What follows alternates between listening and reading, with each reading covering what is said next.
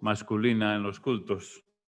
Pero voy a dar la vuelta a eso y decir que me alegra mucho la mucha participación femenina de las mujeres en los cultos.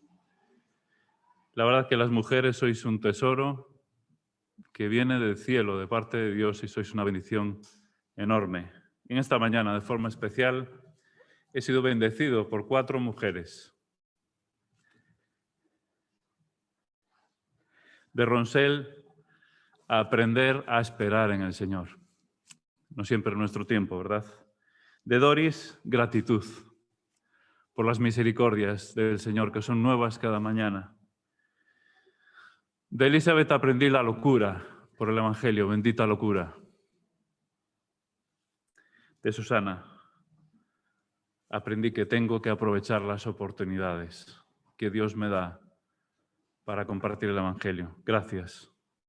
Gracias por cada una de vosotras, que sois una bendición y a mí personalmente me habéis bendecido en esta mañana.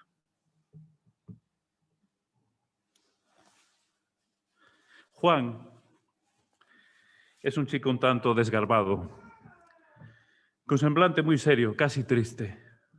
Alto, delgado, trabaja en un servicio técnico de reparación de electrodomésticos. Es meticuloso trabajando. No se le escapa una avería, por difícil que sea. Su jefe está encantado con él, porque es una persona muy responsable, ordenada. Le gusta mucho su trabajo. Incluso no le importa hacer alguna hora extra si es necesario, razón por la cual el jefe también está contento con él. Por las tardes está cursando estudios de electrónica por la UNED. La electrónica es su pasión y dedica prácticamente toda su vida en ella. No tiene muchos amigos, tal vez por un carácter un tanto negativo, porque a veces su perfeccionismo lo hace ver todo oscuro, o tal vez el hecho de buscar siempre averías hace que se centre solamente en lo negativo. Aunque la electrónica ocupa su vida, siente en el fondo de su ser que le falta algo. Tal vez alguna buena relación de amistad. No sabe bien por qué, pero se siente algo vacío. Una noche, sin poder conciliar el sueño, venía una profunda angustia a su corazón y empapaba ligeramente la almohada con las lágrimas que brotaban de sus ojos. Y decía, esta vida es absurda. Esta vida es absurda. Verónica es una chica jovial, alegre por naturaleza. Tiene muchos amigos y amigas. Siempre está con una sonrisa en la boca. Es optimista por excelencia. Su carácter es un imán para los demás. Trabaja como camarera en un Domino's Pizza. Todos los días por la tarde sale con sus amigas y amigos. Le gusta salir y pasárselo bien. Pero a veces no controla mucho lo que bebe y se pasa un poco de la raya. No es la primera vez que algunos de los chicos intentan abusar de ella, aprovechando esos momentos en que no está muy cuerda. Hay muchos días que lo pasa bien, se ríe, disfruta en un buen karaoke, en la bolera, pero otros días tienen que llevarla a casa sus amigos porque casi no se sostiene en pie. Uno de esos días estaba ella en su cama, ya había amanecido. La cabeza le dolía muchísimo de la resaca que tenía. Y a Verónica le salió del alma decir, esta vida no tiene sentido. Manuel es un hombre de mediana edad, muy bien vestido. Su traje le queda como un guante. Es una persona que cuida mucho su imagen. Muy correcto en todo lo que hace. Tiene un coche, un buen coche. Una mujer y un hijo estupendos. La verdad es que parece que la vida le ha ido muy bien. Trabaja como representante comercial de una empresa multinacional. Llevaba ya muchos años en la empresa, pero llegó la pandemia. Y el sector donde él vendía, la hostelería, como sabéis, estuvo cerrado muchos días y las ventas se desplomaron. Y aunque estuvo unos cuantos meses en ERTE, la empresa tuvo que prescindir de sus servicios. Sin tener mucha experiencia en otros sectores, la posibilidad de encontrar otro trabajo parecía casi imposible. Y aún más difícil con su edad. que parece que está fuera del mercado laboral, hoy en día si tienes una edad media o mediana.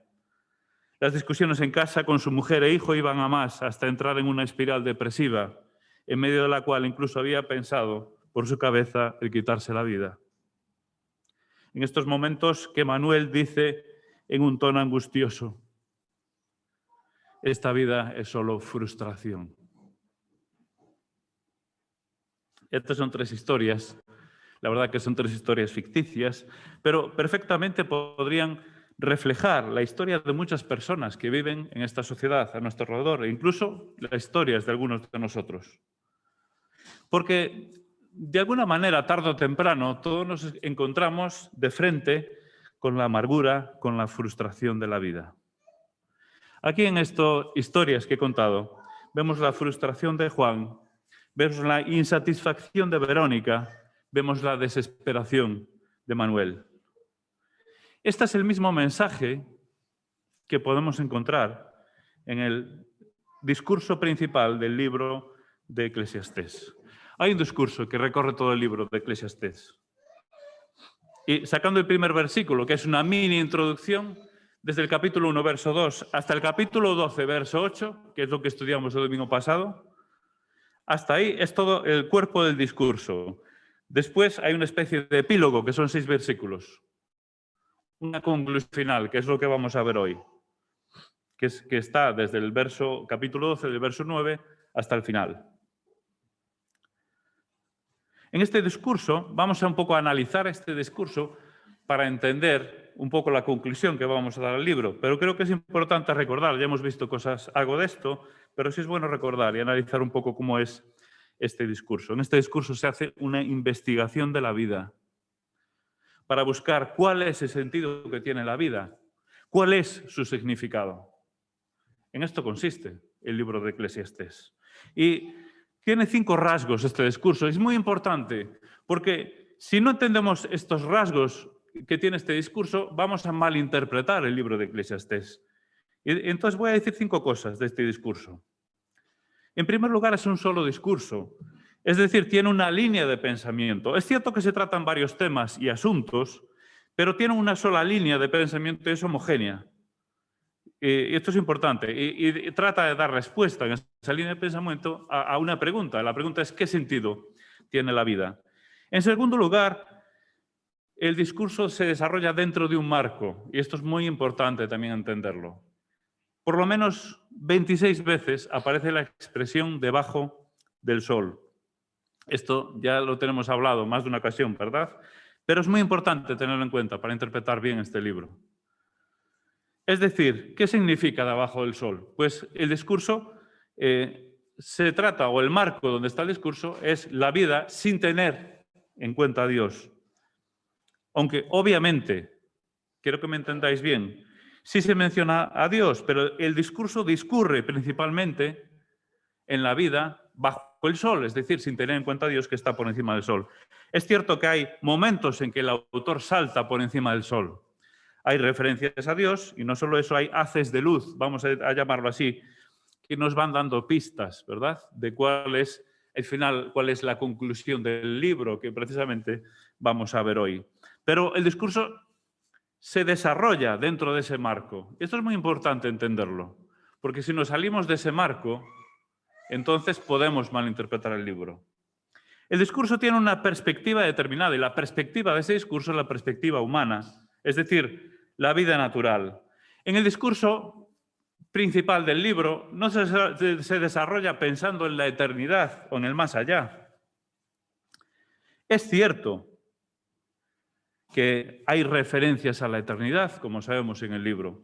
Es cierto que se habla de juicio, por ejemplo, en varias ocasiones, y el juicio tiene que ver con una realidad más allá de esta vida, ¿verdad? Porque se habla de juicio con respecto a las cosas de esta vida. Pero la línea general del discurso va en otra dirección. Es analizar la vida natural de las personas sin tener en cuenta el más allá.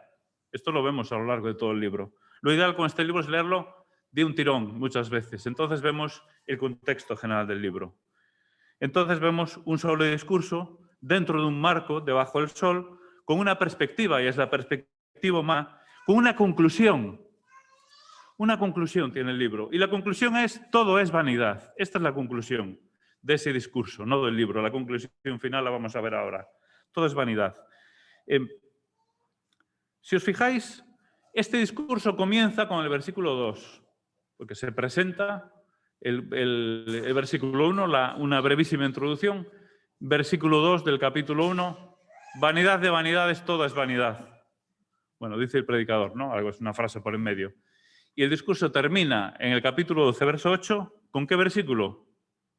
Vanidad de vanidades, todo es vanidad. Es como si fuera un enorme bocadillo, con una tapa por un lado, vanidad de vanidades, todo es vanidad, y por otra tapa, al final del discurso, vanidad de vanidades, todo es vanidad. Es decir, y a lo largo de todo el discurso, durante por lo menos 28 veces, se dice y se vuelve a decir lo mismo, vanidad de vanidades, todo es vanidad. Por lo tanto, la conclusión del discurso del libro de Eclesiastés es que todo es vanidad.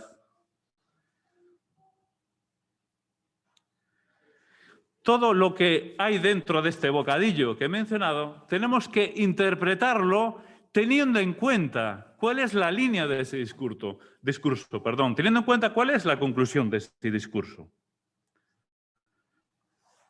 Yo sé que muchas veces nos gusta ser positivos y ver las cosas de la parte positiva y sacar conclusiones, pero no debemos perder de vista el tono del libro y el discurso del libro y la conclusión del libro con la cual empieza, en este caso, el discurso, no exactamente el libro, porque hay un epílogo que vamos a tratar hoy. Y por último, hablando de este discurso, tiene un propósito y debemos, todo lo que interpretemos y todo lo que leamos en este libro tenemos que tener en cuenta este propósito, y es comunicar el siguiente mensaje. Es que todo en la vida es frustrante y es vanidad. Ahora, es importante. Estamos dentro del marco, debajo del sol. Todo lo que ocurre debajo del sol es frustrante y es vanidad. Teníamos que añadir un matiz muy importante. Todo lo que ocurre en la vida debajo del sol es frustrante si estamos sin Dios. Toda la vida al margen de Dios. Este es el propósito del libro, comunicar este mensaje. Este es el propósito, de este discurso. Toda nuestra interpretación, aplicación, lectura y entendimiento de este libro tiene que ir marcado, y debemos tener en cuenta este discurso y el tono y las conclusiones, el marco de este discurso, el contexto de este discurso, porque es muy fácil sacar las cosas de contexto. Y voy a poner un ejemplo, y no me voy a extender más. Yo sé que hay diferencias interpretativas de los distintos predicadores, pero voy a poner un ejemplo. Uno de los textos más hermosos de la Escritura, que también es uno de los peor interpretados de la Escritura. Eclesiastés 9:9. Goza de la vida con la mujer que amas. Qué bonito, ¿verdad? Es un texto para poner un cuadro en casa. Y, como dije antes, es uno de los textos que más sacamos de contexto. Si vamos a ese texto y vemos el contexto, ¿qué quiere decir realmente el autor en este texto? ¿Que debemos de gozar de la vida? Por supuesto que sí, es evidente. Pero, ¿por qué no leemos el verso siguiente, el verso 10? Vamos a leer estos dos versos. No voy a, hay más ejemplos, pero un poco para entender lo que es sacar las cosas precisamente de contexto. Eclesiastés 9:9. Goza de la vida con la mujer que amas, todos los días de tu vida. Perdón, ya estoy leyendo mal. Vamos a leer el texto a ver si hay alguna cosa que os chirría, o que os suena mal. Porque si lees este texto hay cosas que a mí por lo menos a primera vista me suenan mal, no sé a vosotros. Goza de la vida con la mujer que amas, todos los días de tu vanidad. Primera cosa que me chirría un poco, todos los días de tu vanidad. Bueno, ya no dice vida, que te son dados debajo del sol. Todos los días de tu vanidad, vuelvo a decirlo. Bueno, entonces a lo mejor quiere decir algo más, ¿no? Fijaros, seguimos leyendo. Porque esta es tu parte en la vida y en tu trabajo con que te afanas debajo del sol. Vale, esta es la conclusión. Esta es tu parte, esto es lo que tienes que hacer. Esta es la filosofía que nos indica y que nos enseña el mundo. Disfruta de la vida, que son 2 días. ¿Es verdad o no? Hemos de disfrutar de la vida. ¿Pero es esto realmente lo que el Señor quiere decirnos a través del libro de Eclesiastés? El verso 10 dice: Todo lo que te viniera a la mano para hacer, hazlo según tus fuerzas. Y fijaros ahora lo que dice. Porque en el Seol, ¿a dónde vas? No hay ni obra, ni trabajo, ni ciencia, ni sabiduría. Ah, caramba. ¿No chirría un poquito? ¿Qué pasa aquí? ¿Qué quiere decir el autor? ¿Qué es lo que realmente quiere decir? ¿Que tenemos que gozar? Por supuesto. Quiero que me entendáis que sí. Podemos y debemos disfrutar, cómo no, de la vida con la mujer que amamos. Faltaría más. Pero el mensaje que hay detrás de esto es decir, que aunque disfrutas de la vida con la mujer que amas, si lo haces al margen de Dios, esto es también vanidad. Y la vida es vanidad si la vives al margen de Dios. Este es el mensaje que quiere comunicar el autor y en este capítulo también. Por supuesto que hemos de disfrutar de la vida con la mujer que amamos y de las cosas que nos da el Señor. Y el libro lo menciona y habla de los dones que nos da Dios y que debemos disfrutar de ellos.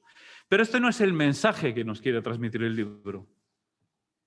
El libro quiere transmitirnos el mensaje que la vida vivida sin Dios es frustración y vanidad, y hace mucho énfasis en ello. Por lo tanto, sí podemos sacar muchas conclusiones positivas y hermosas y bonitas en cuanto a nuestra actitud ante la vida. Podríamos decir muchas cosas, pero no es el propósito de este libro. El objetivo de este libro es que necesitamos entender la frustración y la vaciedad de la vida sin Dios, como tenían Juan, como la tenía Verónica, como la tenía el otro chico, que ya no me acuerdo el nombre.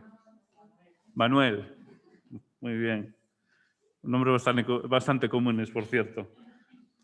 Y ahora llegamos precisamente, teniendo en cuenta lo que he dicho de este discurso, y siempre que leamos la palabra de Dios, nunca olvidemos el contexto. El contexto inmediato del capítulo, pero el contexto de todo el libro, el contexto de todo el discurso. Teniendo en cuenta esto, viene una conclusión final, que es como una especie de epílogo. Y el autor termina el discurso, viene una especie de epílogo, o una moraleja, como decíamos antiguamente, que hoy en día no se utiliza esto de moraleja. Cuando te contaba un cuento decía, la moraleja de este cuento es decir, lo que aprendes con este cuento es lo siguiente. Pues esto es algo por el estilo, ¿no? Esta es la conclusión que saca el autor. Esta es la conclusión del libro, ¿no? Y es lo que viene ahora. Antes de dar la conclusión final, que es solo un par de versículos, el autor hace unas referencias a la sabiduría del predicador, a la intención de usar bien sus palabras, pero termina reconociendo que aún el mucho estudio trae fatiga. Dice que es como si trajera también vanidad. Aún eso no sacia, ¿verdad? Aún hay algo más importante que eso. Fijaros, este es 12:9. Leemos del 9 al 12, 4 versículos, dice lo siguiente: y cuanto más sabio fue el predicador, tanto más enseñó sabiduría al pueblo, e hizo escuchar, e hizo escudriñar, y compuso muchos proverbios. Procuró el predicador hallar palabras agradables y escribir rectamente palabras de verdad.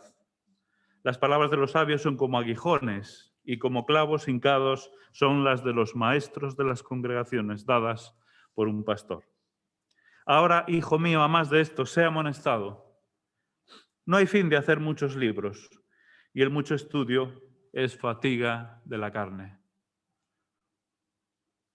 Con esta breve introducción, haciendo referencia a la importancia de la sabiduría, pero aún así es curioso cómo termina el autor con esta conclusión, diciendo que aún esto supone fatiga para la carne. Aún esto no da la satisfacción en la vida. Algo tan importante como se consideraba entonces. Tal vez hoy en día no tanto, pero entonces sí. La sabiduría como algo tan esencial e importante, incluso eso puede traer fatiga para la carne. Y después de esto viene el versículo 13 del capítulo 12. El fin de todo el discurso oído es este. Es decir, el propósito último con el que se escribió el libro de Eclesiastés es este. Y es dar respuesta a una pregunta. Y la pregunta es, ¿cómo podemos dar sentido y contenido a nuestra vida? ¿Cómo podemos dar sentido y contenido a nuestra vida? El fin de todo el discurso oído es este. Teme a Dios y guarda sus mandamientos, porque esto es el todo del hombre. Del hombre, obviamente hablando genéricamente del hombre y por supuesto de la mujer. Es decir, el todo en la vida es la relación con Dios. Dios es el único que puede dar verdadero sentido a nuestra vida. Este es el mensaje maravilloso, necesario del libro de Eclesiastés. Y aquí lo menciona diciendo dos frases. Por un lado, la necesidad de temer a Dios y, en segundo lugar, la necesidad de guardar sus mandamientos. ¿Qué es temer a Dios?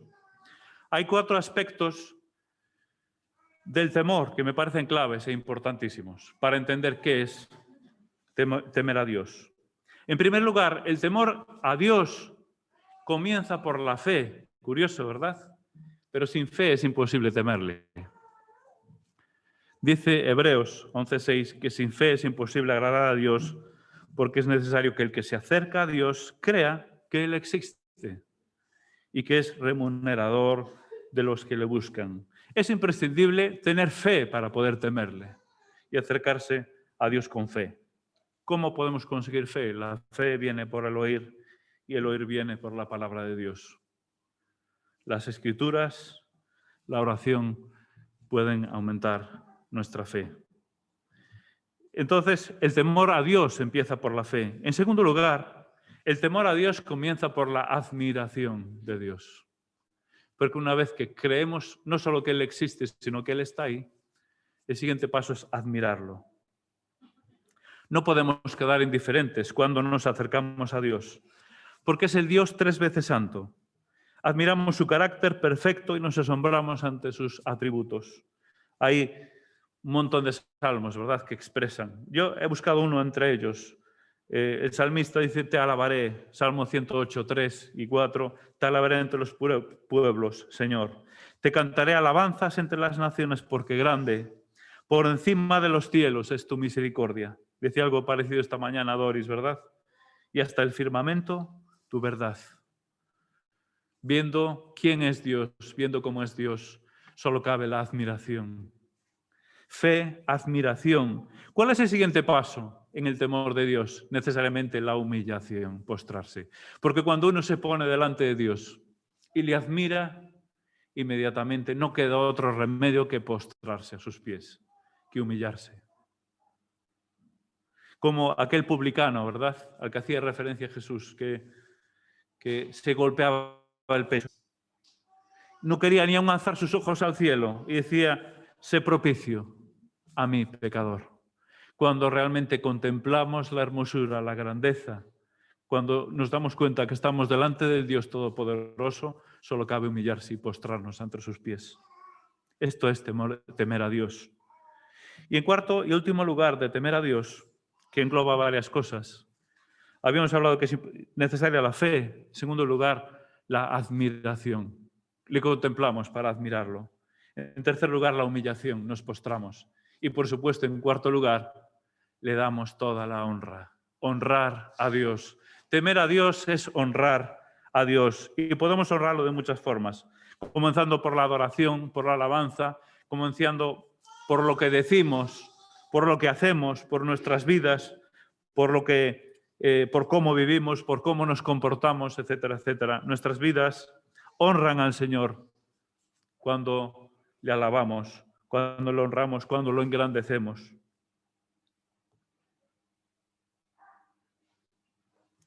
Temer a Dios.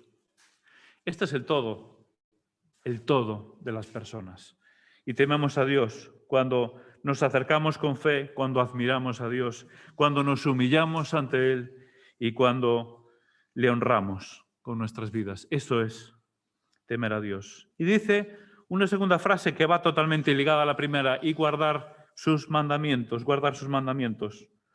Necesariamente va ligado, porque esto va ligado a darle honra a Dios. ¿Cómo podemos honrarle? Pues muy fácil, obedeciéndole. Y de forma muy resumida, los mandamientos se resumen en 2, y todos los conocéis perfectamente. Amar a Dios sobre todas las cosas, y el segundo, amar al prójimo como a nosotros mismos. Por lo tanto, haciendo esto, estamos honrando a Dios. Estamos temiendo a Dios. Estamos haciendo a Dios el centro de nuestra vida. Esta es la esencia del libro de Eclesiastés. Y ahora nos recuerda también este libro.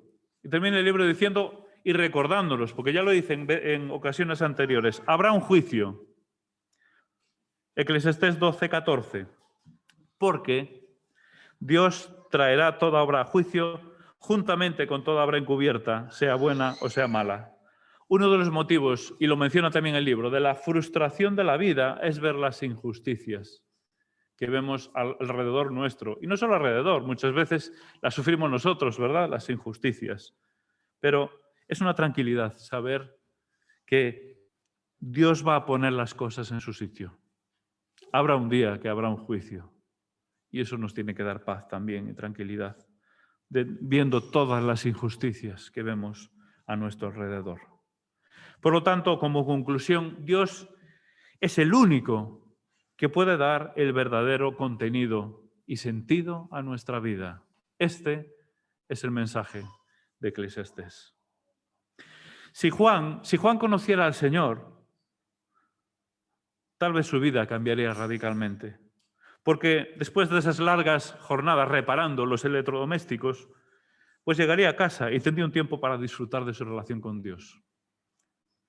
Ese vacío, esa frustración se cambiaría por esa nueva relación con Dios. ¿Cómo Dios podría dar sentido totalmente a la vida de Juan? Verónica, si hubiese entregado su vida al Señor, pues tal vez ya no le haría falta buscar o satisfacer su vida a través del alcohol, por ejemplo. Entonces su relación con el Señor podía completar su vida.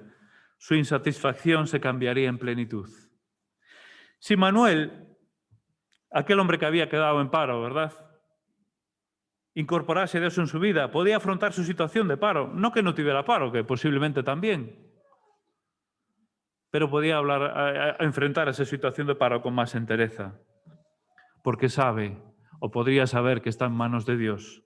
Que Él no lo iba a dejar. Además, tendría una esperanza preciosa. Su angustia se transformaría en esperanza. Dios es el único que puede dar sentido a nuestra vida. Dios es el único que puede llenar de contenido nuestra vida. Es el único que puede dar significado a nuestra vida. Esto no quiere decir que el creyente no vaya a pasar por momentos de frustración. Vamos a pasar por momentos de frustración, vaciedad incluso, depresión. También estamos expuestos a la depresión, por supuesto. Pero lo importante aquí es saber que el creyente tiene un soporte importantísimo y es que le acompaña al Señor. Y esto lo cambia todo. Esto lo cambia todo. Por lo tanto, hermanos, que el Señor nos ayude a vivir de esta manera, en dependencia del Señor, y saber que Él es el todo, o debe ser el todo en nuestra vida. Porque si estamos fuera de Él, nos vamos a encontrar exactamente lo que dice el libro de Eclesiastés. Vanidad de vanidades, todo es vanidad. Pero gracias al Señor, porque estando en Él, podemos encontrar la plenitud de nuestra vida. Vamos a orar. Te damos gracias, Señor, porque en tu palabra podemos encontrar la riqueza, una riqueza tremenda para nuestra vida. Gracias, Señor, porque reconocemos que solo tú puedes llenar nuestra vida. Solo tú puedes dar plenitud a nuestra vida. Solo tú puedes dar verdadera satisfacción a nuestra vida. Señor, te quiero agradecer todo lo que ya has hecho en muchos de nosotros. Porque has venido a nuestras vidas, has tocado nuestros corazones y nos has dado una esperanza preciosa. Pero, Señor, tengo que poner en tus manos a aquellos que todavía no han decidido postrarse a los pies de la cruz. Te pido, Señor, que tú toques sus corazones para que hoy puedan dar ese paso de venir a tus pies, postrarse y poder iniciar esta nueva relación de gracia contigo. Gracias, Señor, porque sabemos que tú haces las cosas mucho más abundantemente de lo que pedimos o entendemos, y en eso confiamos. Gracias, Señor. Y aún te pedimos que en estas gracias perdones nuestras vidas, porque tantas veces dejan de darte la gloria. Tantas veces dejamos de honrarte como te mereces. Ayúdanos también a saber honrarte de forma adecuada. Gracias en el bendito nombre del Señor Jesús. Amén.